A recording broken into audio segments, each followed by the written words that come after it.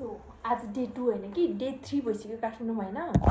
अनि घरमा सरप्राइज गर्न जान लाग्यो तर कतिले शङ्का गरिसकेको रहेछ म आएको भनेर। दाइले थाहा पाउनु भइसक्यो रे बहिनीहरूले। अब प्रायः कतिले गाउँघरमा चाहिँ मिना पक्कै पनि सरप्राइज गर्न आउँदैछ होला भनेर भन्दैछ अरे। अब आज सबैलाई थाहा हुन्छ नै, तर मम्मीलाई चाहिँ अलि थाहा हुनु न, किन अघि भर्खर फोन गरेको त नि आइज है भरे बेलुकासम्म गर्नु भनेको थियो। थाहा भएर कि जिस्किनु भयो होला सायद। अनि बहिनीहरूले अलिक शङ्का गरेर सरप्राइज जस्तो हुँदैन जस्तो लागिरहेको छ मलाई चाहिँ। लेट्स सी मम्मीको रियाक्सन। अनि मम्मीले चाहिँ सोध्नु भएको छैन होला सायद म आउँछ भनेर। मेरो क्लासमेट चल्ला थियो अनि काम पनि बिदा दिँदैन भनेर थाहा थियो। अब दिदी एउटालाई थाहा हुनै पर्यो। अब भरे कस्तो हुन्छ रियाक्सन, लेट्स सी। अब एकछिनमा भाइको गाडी, भाइलाई त नि थाहा छैन म आएको भनेर। बहिनीले बुक गरेको सिट चाहिँ अब भाइको गाडीमा जानुपर्छ। अनि सायद घरमा 4-5 बजीतिर चाहिँ पुग्छु होला सायद। हेरौँ, आज बहिनीको मेहन्दी हल्दी त्यही छ। अब लेट्स सी।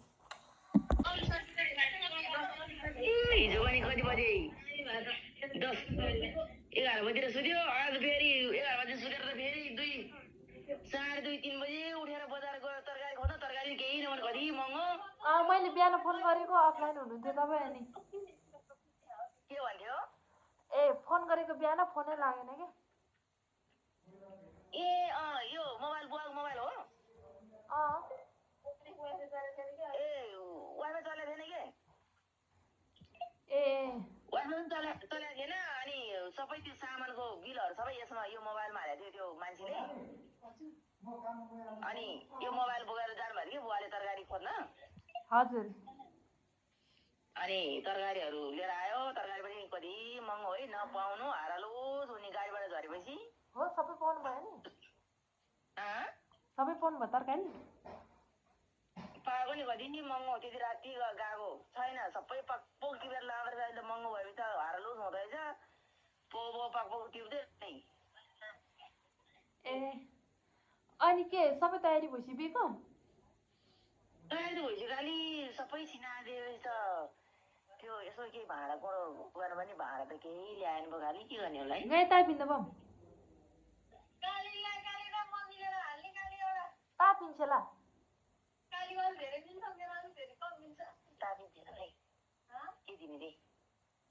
भेनालाई के दिने?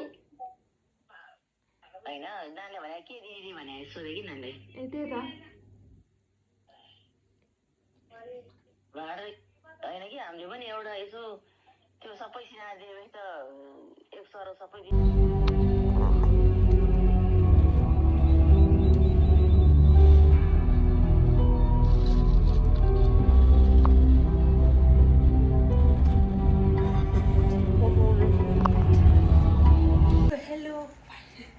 फाइनली म चाहिँ मेरो रुममा आइपुगेको छ। धेरै 2 वर्षपछि म आफ्नै रुममा आउँदा मलाई यस्तो आनन्द फिल लागेको छ होइन। मेरो यो फोटो चाहिँ यहाँनिर थियो।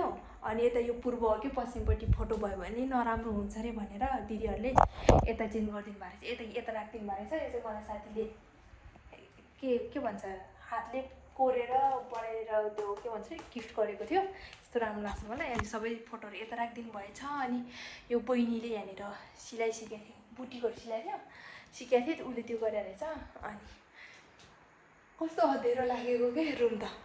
अनि यहाँ मेरो बाबा मम्मी अनि धेरै पछि आइपुगेर होला रुममा है। यस्तो आनन्द फिल भयो। यहाँबाट म जहिले पहिला एउटा रोटी ला च्यालै गर्नु सक्दिनँ रहेछ हौ। अनि अहिले चाहिँ म माथि घर जान्छु भनेको। मम्मी ठ्याक्कै अघि दिदीलाई फोन गरेको थिएँ, म दिदीसँग थियो। अनि बजार जान लाग्यो अरे, माछा लिन जान थाल्नु भएको अरे भोलि बिहेको लागि होला। अब मम्मी त्यही त नि अरूलाई पठाउनुहुन्न, बार्गेनिङ गर्नुपर्छ धेरै। अनि आफै जानुभएको रहेछ, भर्खर जानुभएछ। 10 बजीतिर आइपुग्नुहुन्छ, कहिले आइपुग्नुहुन्छ थाहा होइन। मेन त मम्मीलाई सरप्राइज गर्नु पऱ्यो। अनि म चाहिँ अहिले यहाँ तल घरको रुममा बसिरहेको छु। अनि मम्मी आइपुग्नु भएपछि मलाई फोन गरेर बोलाउनुहुन्छ माथि। अनि मतलब दिदीहरूले प्लानिङ गर्छ। अनि म त्यसपछि मम्मीलाई सरप्राइज गर्न जान्छु। मलाई यस्तो डर पनि लागिरहेको छ, मम्मी भेट्ने खुसीले होला यस्तो खुसी पनि लागिरहेको छ। अनि अब लेट्स सी है के हुन्छ। अब यस्तो अँध्यारो भएको भएर अलिक भिडियो नि अँध्यारो आयो होइन। अनि मम्मीको लागि सरप्राइज त म अलरेडी छँदैछु। प्लस अनि मम्मीले चाहिँ के भन्छ अरे मम्मीलाई पहिल्यैदेखि सुनको सिक्री लाउनु चाहिँ एकदम रहर छ कि मम्मीलाई थाहा छ मलाई होइन। अनि सुन अहिले महँगो भयो अब त लाउन सकिन्न होला पनि भन्नु भइरहेको थियो। अनि मैले एकचोटि अब लिनु सक्यो अब यो पैसाले सुन लाउनु मम्मी भनेको थियो। मम्मीले चाहिँ अब छोरीहरूको पैसा किन चलाउनु तिमीहरूको पछि फ्युचरको लागि जमाउनुपर्छ हामीले खर्च गर्दिनँ भनेर मम्मीले मान्नै भएन। अनि त्यो नमानेको कारणले चाहिँ त्यो पैसा अरू काममा वेस्ट गर्यो। अनि त्यसपछि मैले चाहिँ मम्मीको लागि एउटा मम्मीको लागि के भन्छ अरे सुनको सिक्री पनि अर्डर दिएको थियो। अघि भर्खरै दिदी र म त्यहाँ बसेर ल्याएको मम्मीको लागि। मम्मीको रियाक्सन मम्मीलाई त म आएको यतिकै खुसी भइ नै हाल्छ। मलाई चाहिँ अब मम्मीको भाइलाई दिदीले मेरो सामान लिन जाऊ भनेर रहेछ। अनि भाइ आउँदैछ अरे भाइलाई थाहा छैन म आएको भनेर। म भाइको रियाक्सन के हुन्छ हेर। मलाई चिन्छ होला सायद त्यसले। म ढोका खोलेर यता साइडमा बस्छु होला हेरौँ न। बिचरा मेरो भाइ मभन्दा ठुलो भइसकेको छ अहिले चाहिँ। रजैबाट आएर अरे भनेपछि आइपुग्न लाग्यो होला। साथी चाहिँ पनि छ अरे भाइ अर्को भाइ पनि छ अरे राजी पनि छ अरे। आयो आयो आयो आयो भाइ जस्तो लाग्यो। भाइ आयो भाइ।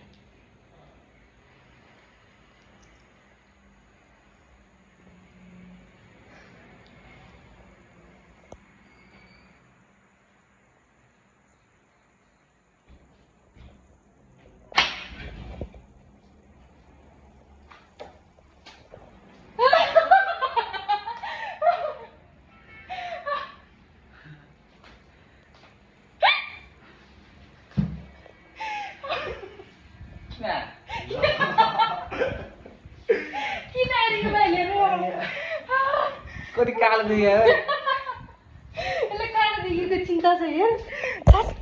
पागल त कति कालो भए के म गरौँ भए अब मभन्दा कति अग्लो भयो हेर्नु च्या। यिनीहरू कति ठुलो ठुलो भयो कि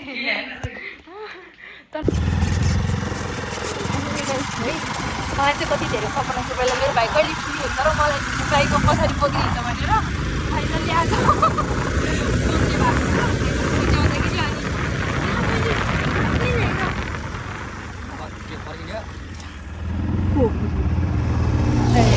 अनि म चाहिँ अब के भन्छ अरे यहाँ साथीलाई सरप्राइज गर्न जानु सुषमालाई मेरो मामाहरूको बच्चा दिदीको साथी हो। उसको रियाक्सन के हुँदैन घरमै छ भाडा मागिरहेको भात खाएर भन्दै थियो। अनि घरमा अगाडि सरप्राइज गर्छु भनेको मम्मी बजार जानु भएर अलिकति लेट भयो। मम्मी आउँदै हुनुहुन्छ अनि त्यही भएर म अब साथीलाई सरप्राइज गर्छु हेर उसको रियाक्सन कस्तो हुन्छ।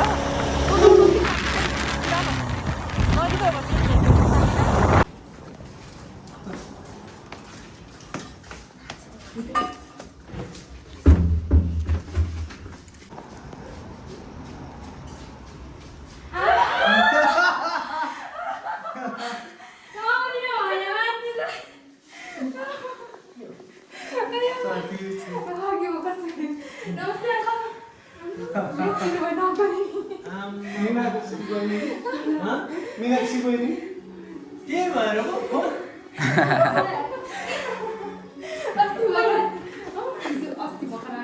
सुसानी हो सुसानी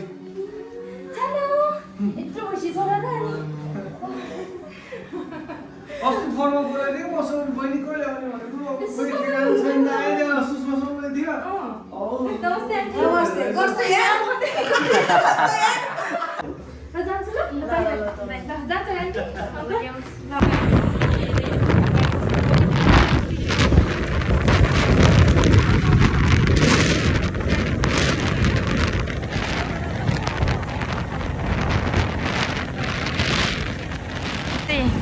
तल घरदेखि माथि घर जाने बाटो हो। पसलहरू सबै बन्द भइसकेको रहेछ त्यतिर।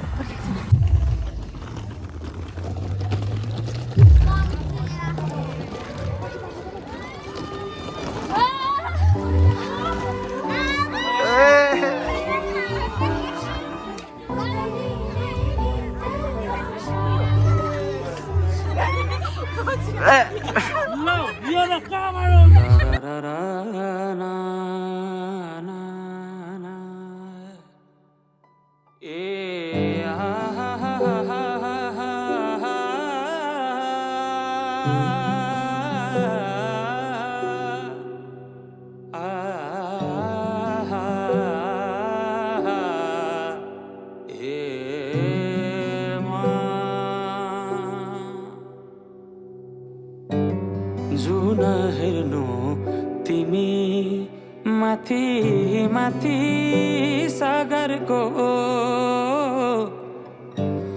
जुन हेर्नु तिमी माथि माथि सागरको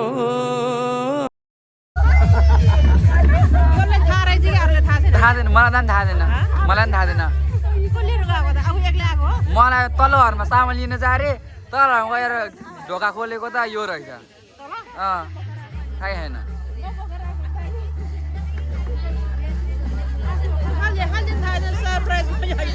यसलाई मात्र थाहा छ यसलाई मात्र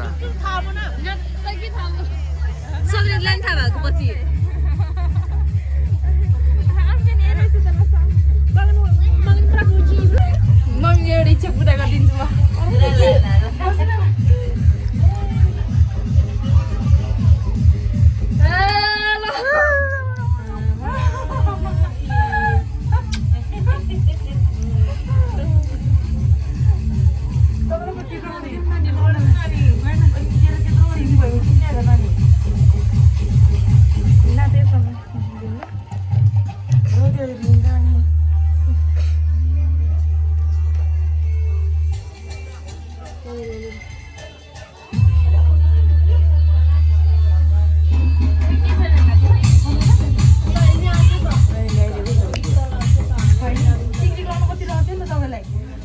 भने हुँदैन छोरीको पैसा नाच्नु हुँदैन रे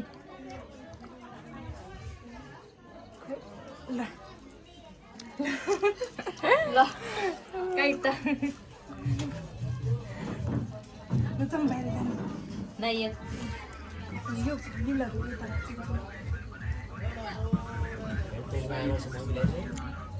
कसैले ल्याएन आमाले मात्रै आमिनको लागि यो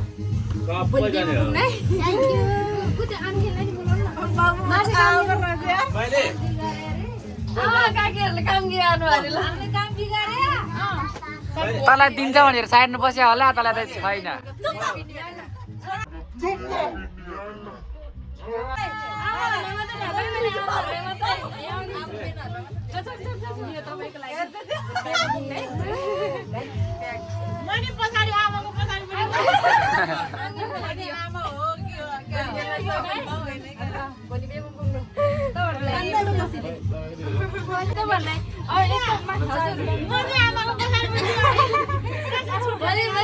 भोलि पर्सि अब छोरीहरूको मम्मीले भइसक्यो कि